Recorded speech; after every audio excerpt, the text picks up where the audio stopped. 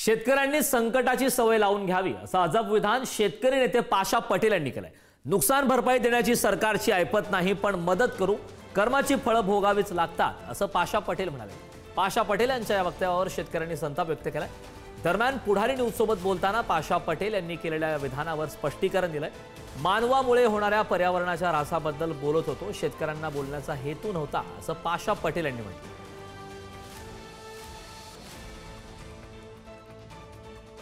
नुकसान जे झालेलं आहे ते तेवढं नुकसान तर भरून काढणं शक्यच नाही।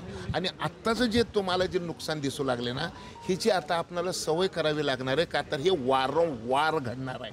कधी पाऊस जास्त पडून, कधी पाऊस कमी पडून, कधी पाऊस न पडून, कधी तापमान वाढल्यामुळं आणि कधी गारपीट झाल्यामुळं, कधी थंडी वाढल्यामुळं, म्हणजे 365 दिवसापैकी 322 दिवस हे शेतकऱ्याला संकटाचे दिवस येणार आहेत। ही काळ्या दगडावरची पांढरी रेघ आहे। आपण एवढं प्रचंड निसर्गाचं नाश केलेलं आहे, त्याचे भोग आपल्याला भोगावे लागणार आहेत। पाशा पटेल शेतकरी नेते आहेत।